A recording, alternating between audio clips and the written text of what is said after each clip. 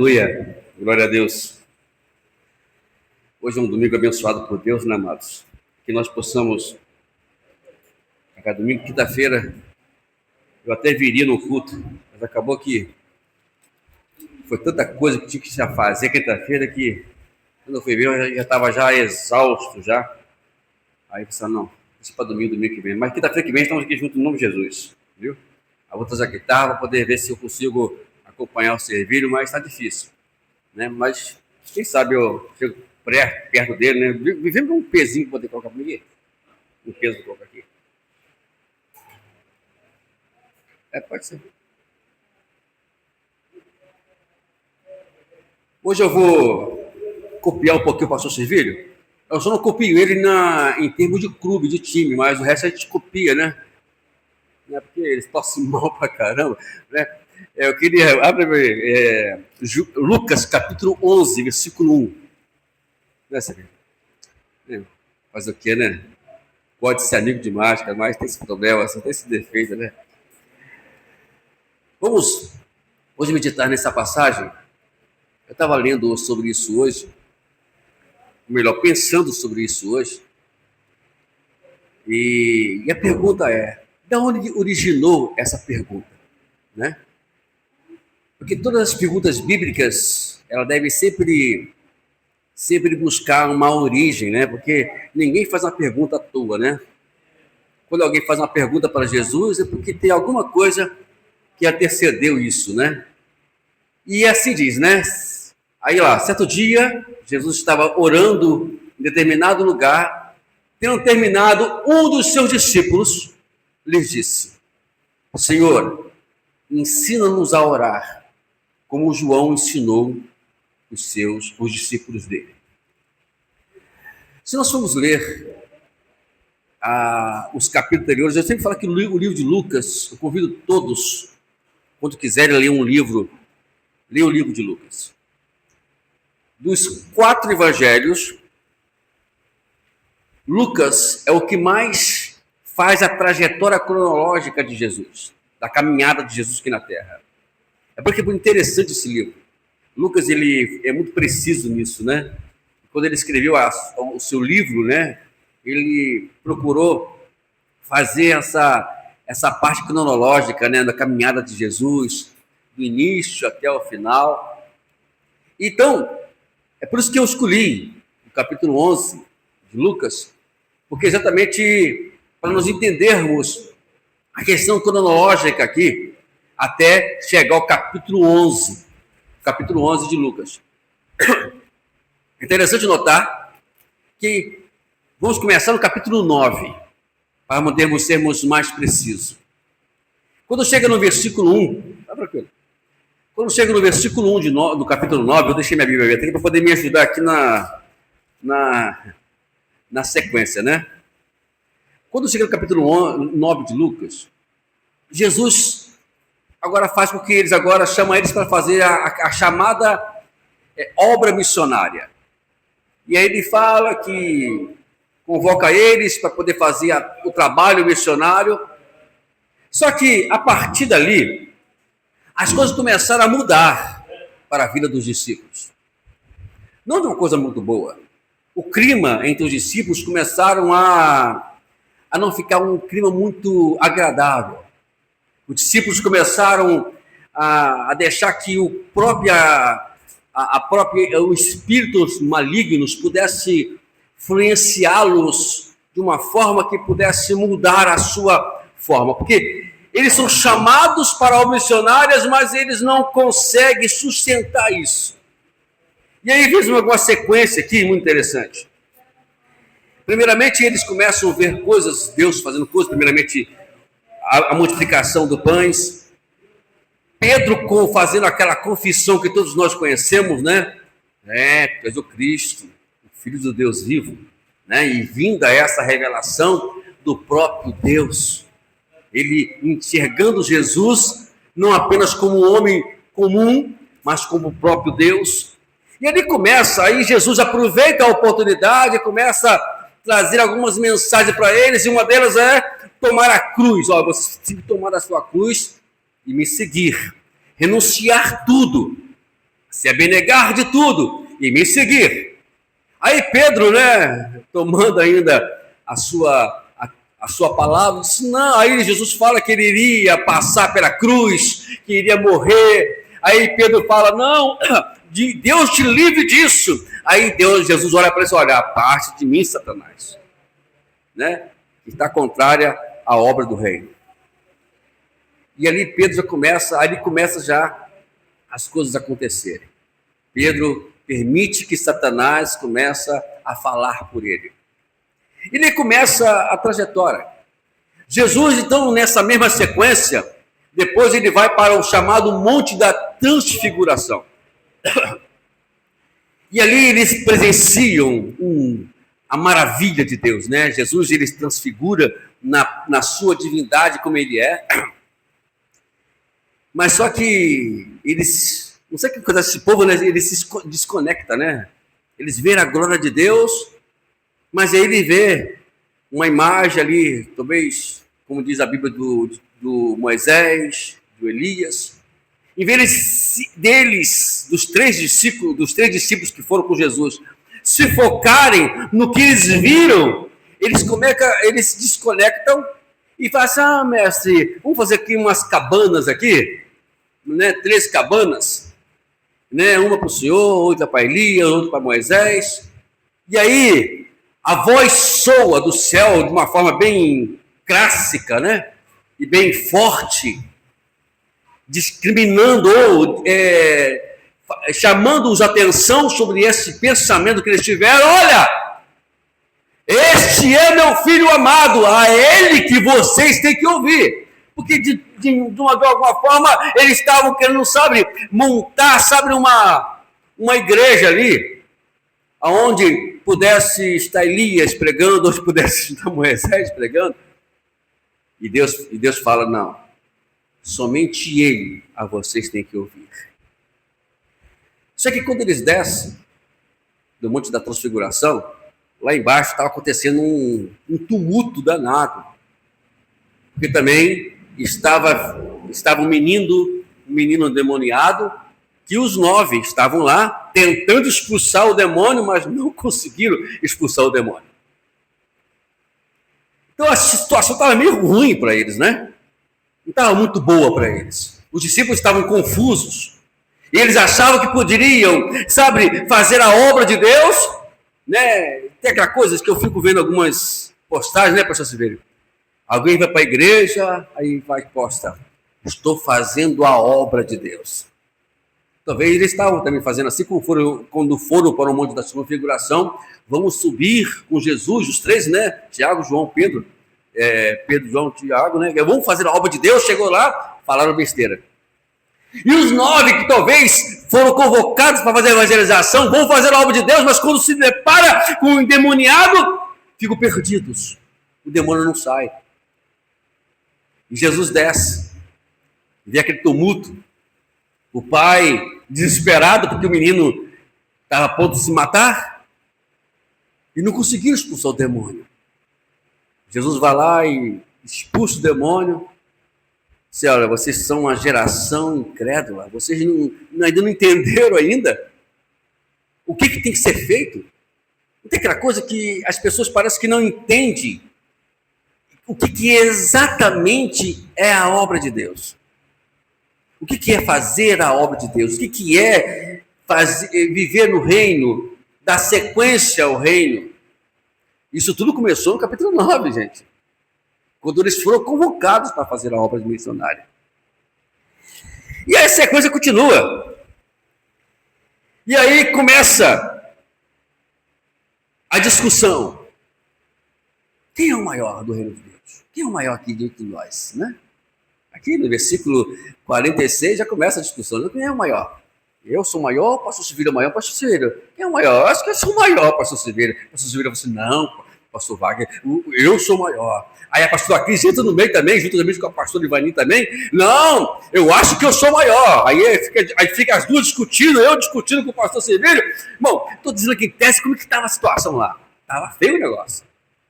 Discutindo quem era o maior.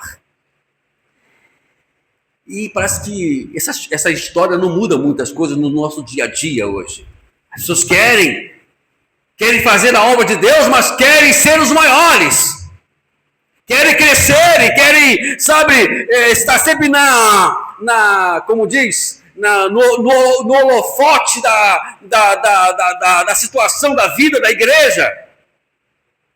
E a briga continua isso. E continua brigando eles lá. Aí, depois,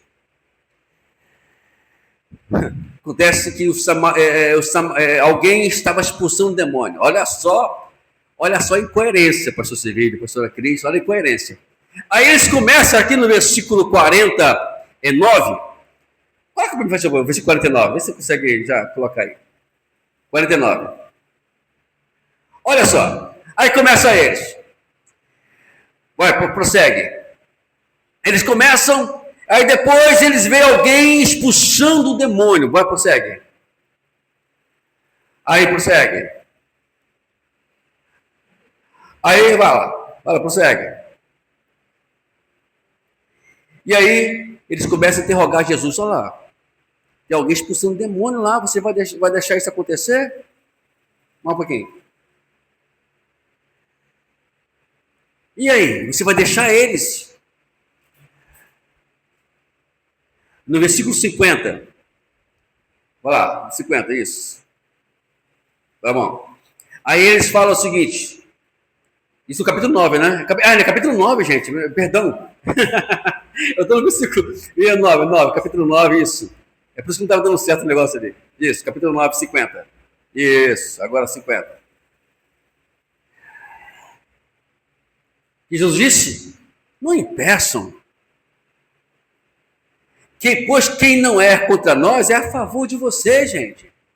Lá, no início, ele não conseguiu expulsar o demônio do jovem, mas agora estava querendo impedir que aqueles homens estavam expulsando o demônio, estavam conseguindo expulsar o demônio, mas estavam incomodando eles. Não tem aquela coisa? Aquilo que eu não consigo fazer me incomoda quando alguém faz, né? Então, a situação estava grave mesmo. Eles estavam deixando-se levar pela demoniada danada. E aí, no versículo 51 em diante, vamos prosseguir? Viu, pastor Silvio? Tocou você? Tá chegando pertinho? Aí eles começam a história sobre os samaritanos. Vamos lá. Os samaritanos nunca quiseram ouvir o evangelho. Rejeitaram Jesus. Rejeitaram a pregação. Aí, deixa eu ver aqui, no versículo 54.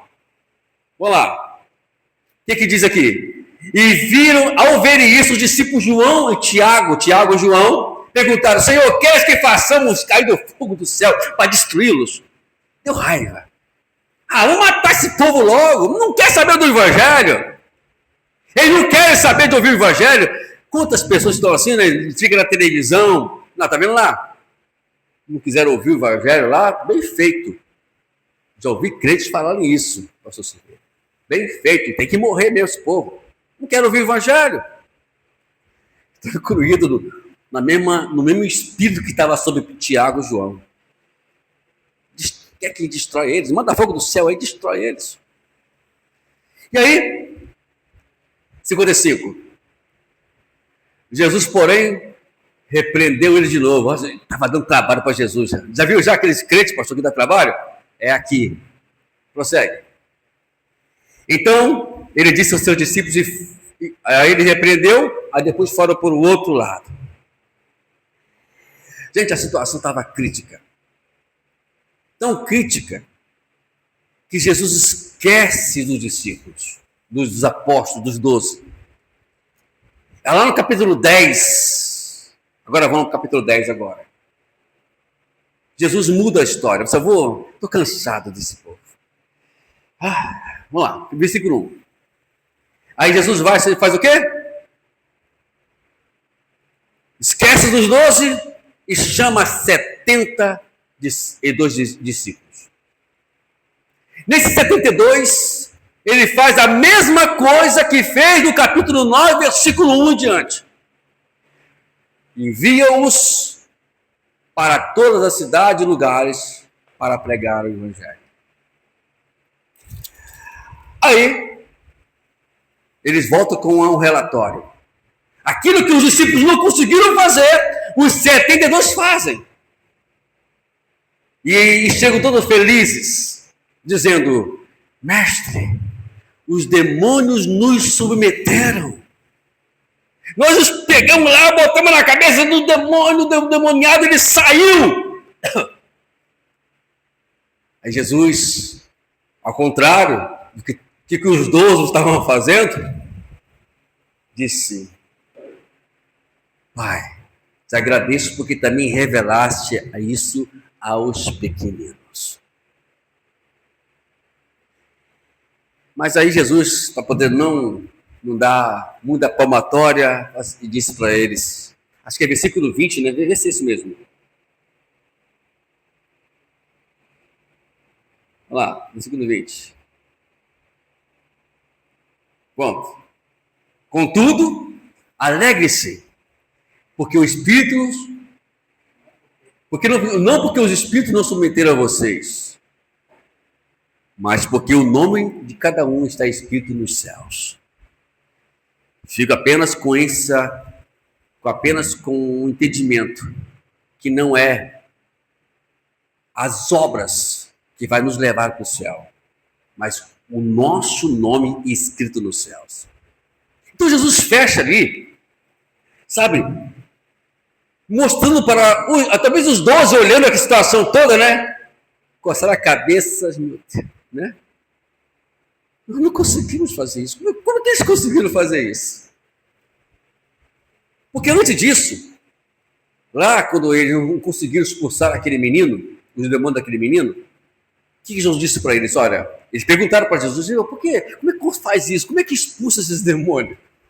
Eu não entendi, porque a gente ficou aqui, sai, não saiu nada. Como é que expulsa esses demônios? Olha, esses demônios só saem com jejum e oração. Aquilo gravou na cabeça deles. Jejum e oração. O que significa isso para a gente hoje? Jejum, negação de nós mesmos. Oração, relacionamento com Deus. Não precisa muita coisa. Não precisa subir a um monte.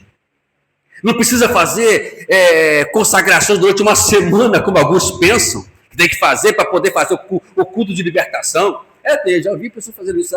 Fica a semana todinha lá no monte, orando, para chegar talvez na quinta, no domingo, sei lá, para fazer o culto de libertação. Não precisa disso. Jesus explicou duas coisas que precisa fazer para nós termos controle e autoridade sobre os demônios. Primeiro, negar a nós mesmos e depois ter um relacionamento com Deus. Só basta isso. Se você negar a você mesmo, se você ter um relacionamento com Deus contínuo, pode ter certeza que quando você olhar para um demoniado ou qualquer tipo de espécie desse tipo, os demônios vão fugir de você.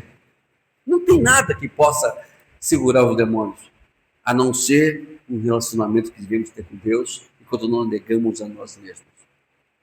Me lembro uma vez que um irmão, ele foi convidado, ou melhor, no vizinho dele estava lá com um negócio demoniado lá, e ele foi lá, sabe, naquela euforia, tem não convertido, eufórico, foi lá expulsar o demônio fez ele correr de lá da casa dela. E chegou para mim: pastor, eu fui lá, expulsou o demônio começou a combater contra mim, eu caí fora, pastor. Mas nessa corrida acontece não, com muitas pessoas acontece isso. Porque falta relacionamento.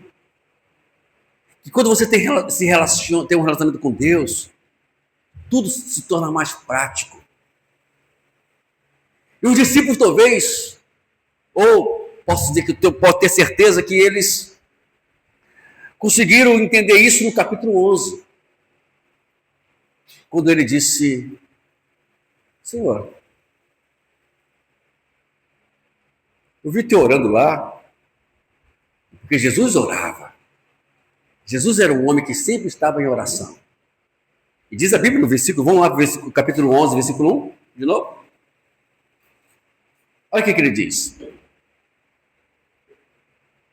Certo dia, Jesus estava orando em determinado lugar. Ele está orando. Aí, tendo terminado de orar, aí um deles, provavelmente Pedro, que era que mais fazia as perguntas, não vou dizer que seja, o Senhor ensina-nos a orar, como João ensinou os seus discípulos. Ensina-nos a orar. Gente, a pergunta que sempre fazemos, nós realmente sabemos orar? Uma vez, pastores, pastor Sevilha, pastor Cris, eu fui chamado, eu estava congregando numa igreja, e eu preguei na igreja, eu disse, irmãos, nós não sabemos orar. Eu disse isso. Até usando capítulo 8, versículo 28 de Romanos. Aí eu fui chamado para uma reunião de obreiro, de ministério. Sabe qual era a pauta da reunião para mim? Eu estou aqui fazendo, o pastor falando, eu estou aqui fazendo a reunião porque o pastor Wagner, não era pastor, perdão. O irmão Wagner foi pregar aqui e falou que nós não sabemos orar. E nós estamos aqui para poder conversar com ele sobre isso. Eu olhei para a cara do pastor e falei assim, vocês estão brincando comigo, né? Vocês me chamaram aqui para isso? Pedi licença. Ele falou assim, olha, vocês me dão licença, mas com essa reunião eu não participo. Virei as costas e fui embora. E a pergunta é, nós sabemos orar? Nós, às vezes, achamos que sabemos orar. Mas nós não sabemos orar. Nós não temos... Por que nós não sabemos orar? Porque o nosso coração, ele nunca vai dizer o que realmente temos que dizer. É por isso que Paulo, ele fala bem abertamente isso. Romanos... Bebê, coloca para mim aí o Romanos 8, 28. Romanos 8, 28. Para mim. Olha só o que Paulo diz. Observa só.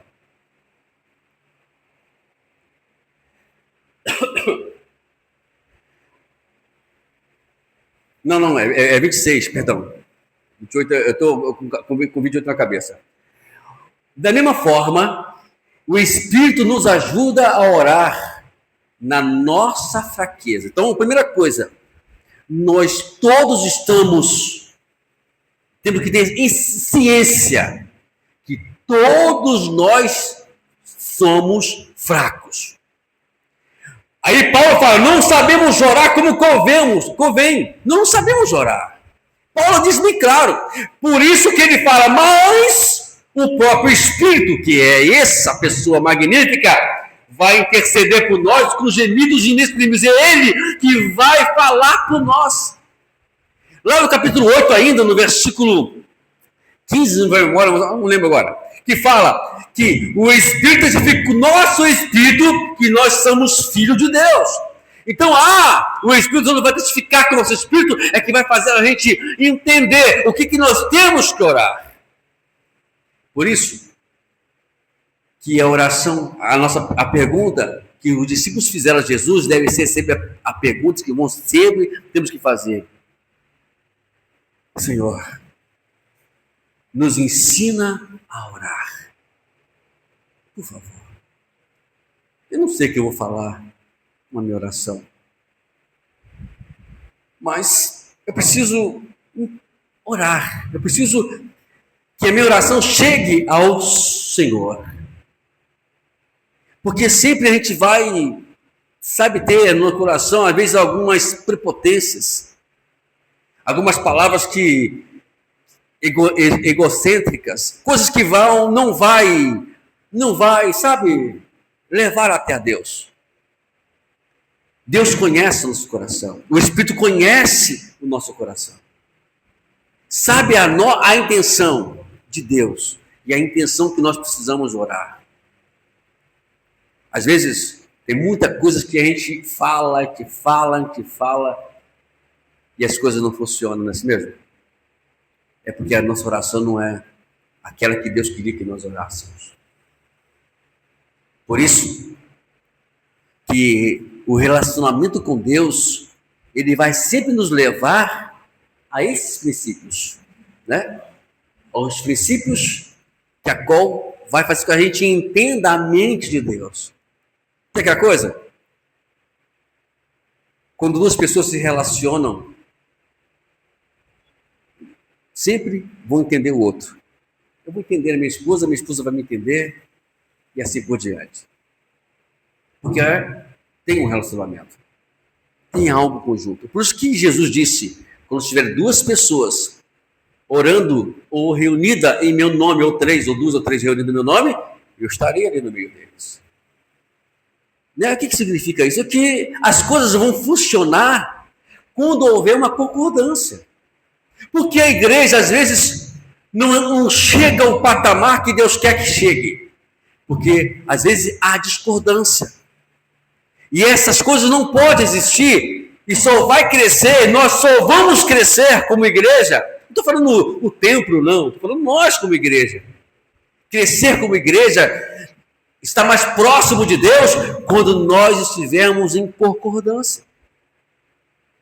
Estivemos nos relacionando no comum acordo. É por isso que, lá anterior, capítulo 9, depois de ler com calma, é um capítulo que descreve o clima hostil entre os discípulos. O problema estava geral ali. Capítulo 10, eles saem de cena. Jesus tira ele de cena. Não, vou tirar de cena. Para tudo. Não tem aquela coisa? Vou parar. Parei tudo. Vou mandar outros fazer a obra. Fizeram a obra. Vou mostrar para eles como é que faz o negócio. E eles entenderam os 72. Já no capítulo 11, versículo 1, o que eles fazem? A única forma de nós... Interessante, depois você pode fazer isso em casa com calma. A partir do capítulo 11, pastor Servílios, meus irmãos, as coisas mudam. Os demônios não têm mais poder. Depois observa com calma. Tudo acontece de bom. As coisas funcionam. Deus começa, as pessoas são libertas.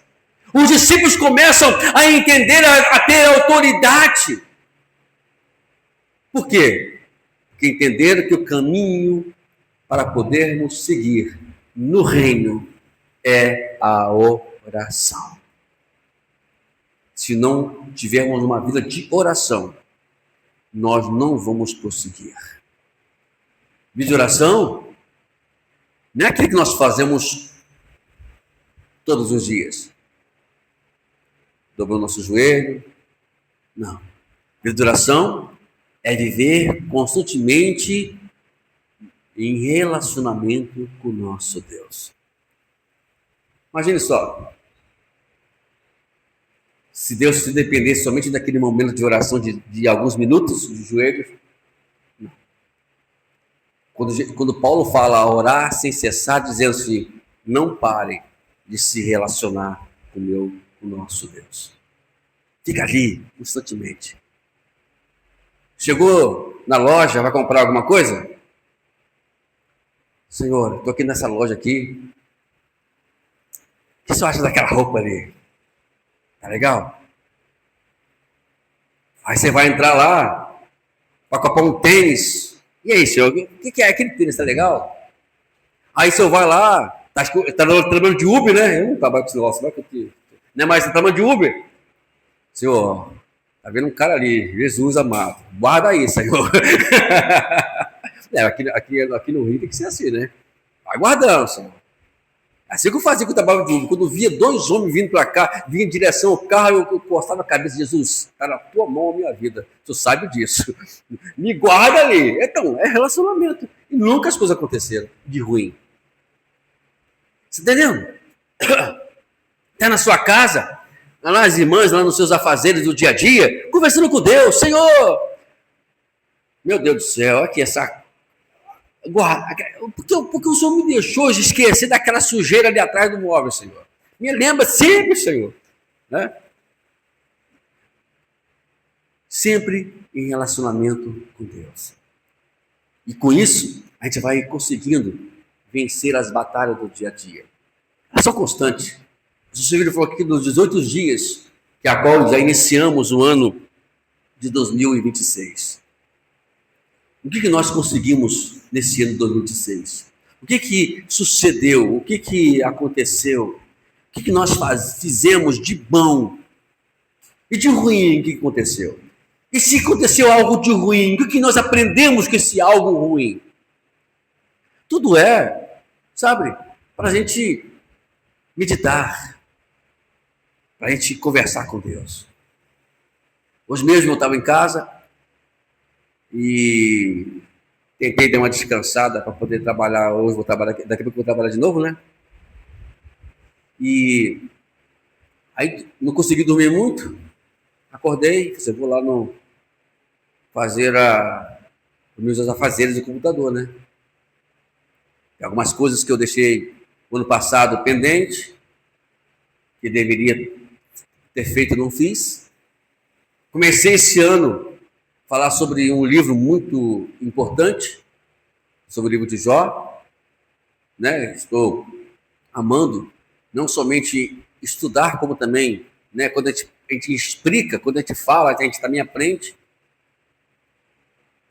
E outras coisas mais. Aí eu olhei para o meu livro, que eu falei que eu fiz um desafio com o nosso irmão Aguinaldo, que esse ano, pelo menos uns 10 livros eu tenho que ler esse ano. Não sei que eu vou conseguir. O dia a dia nosso é meio corrido. Mas nós temos que conseguir nossos objetivos. Quais são os seus objetivos este ano? Então, com isso, não deixe que esses demônios nos pressionem. Não deixe que os demônios nos tirem a atenção, como tirou dos discípulos lá no Monte da Transfiguração.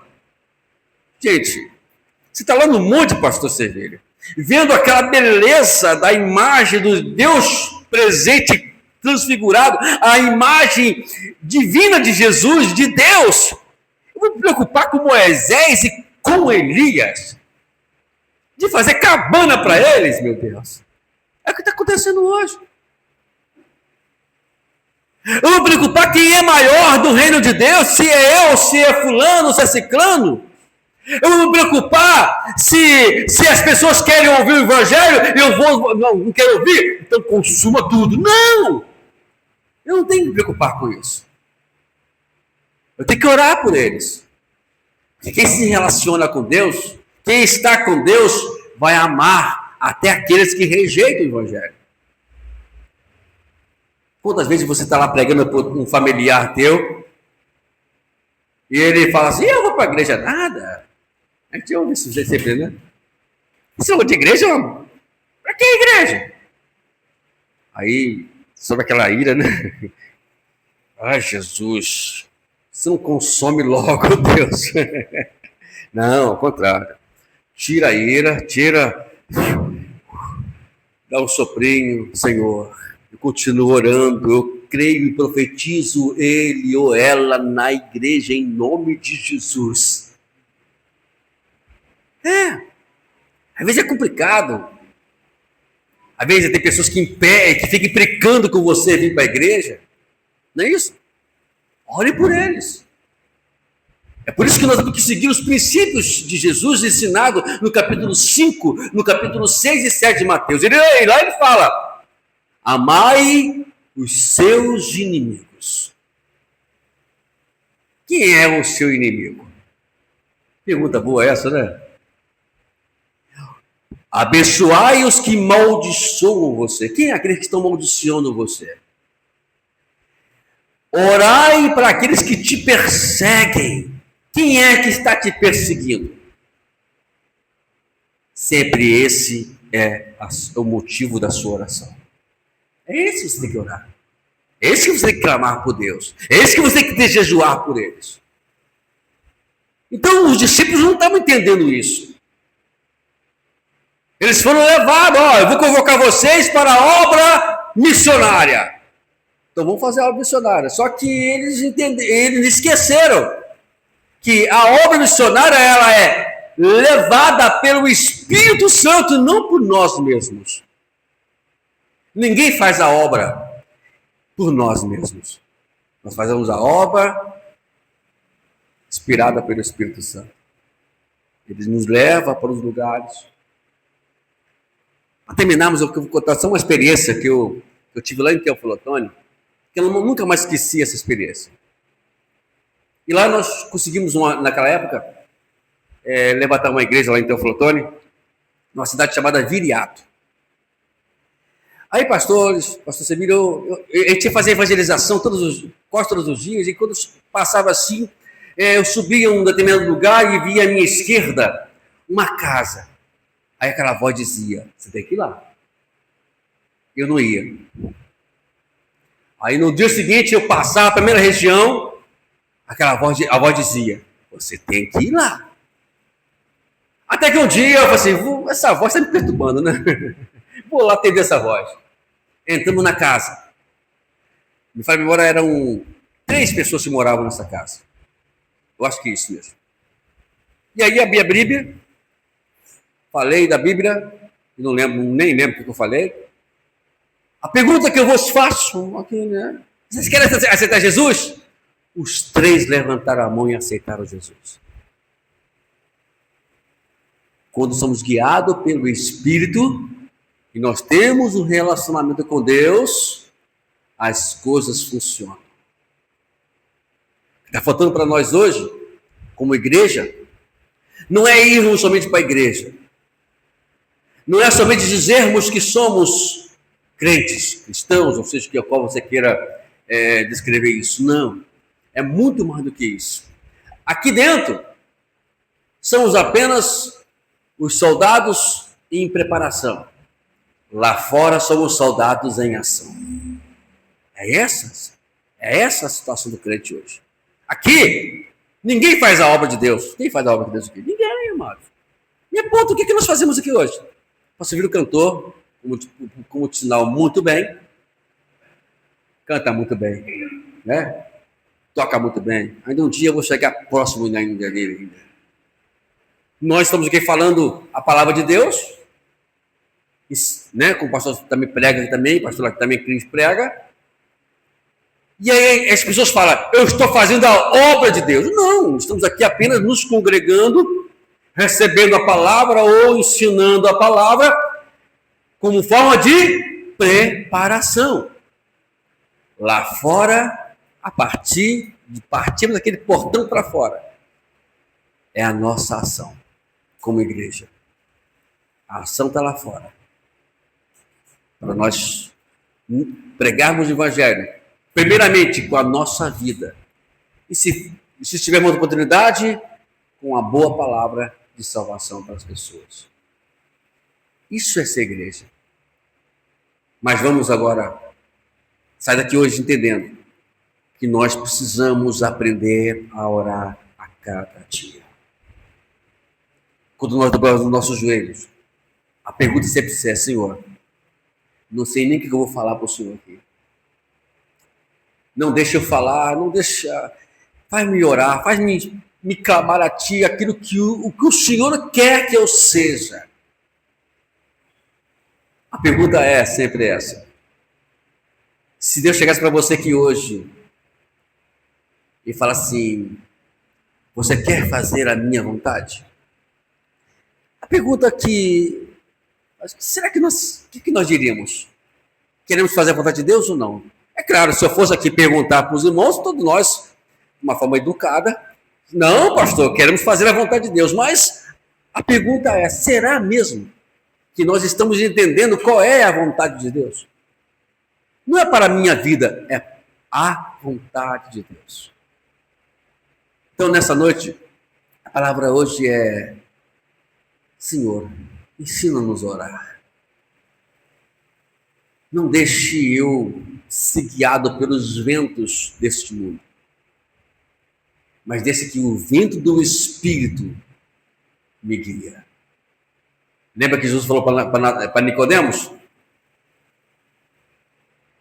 Depois que ele descreve tudo para Nicodemos, fala assim, olha, o Espírito é que vai guia os novos convertidos. É Ele que guia. Por isso, nessa noite, vamos deixar que Ele nos guie. E assim, você vai ver como a sua vida vai ficar mais leve, mais tranquila. Vai ser mais feliz. Porque o crente tem que ser feliz, né? O crente tem que estar alegre, festivo. Porque quem está alegre? Porque tem o Espírito de Deus. Porque o Espírito de Deus é alegria, é satisfação. Amém? Deus nos abençoe fortemente. Vamos aplaudir o Senhor nessa noite? Vamos?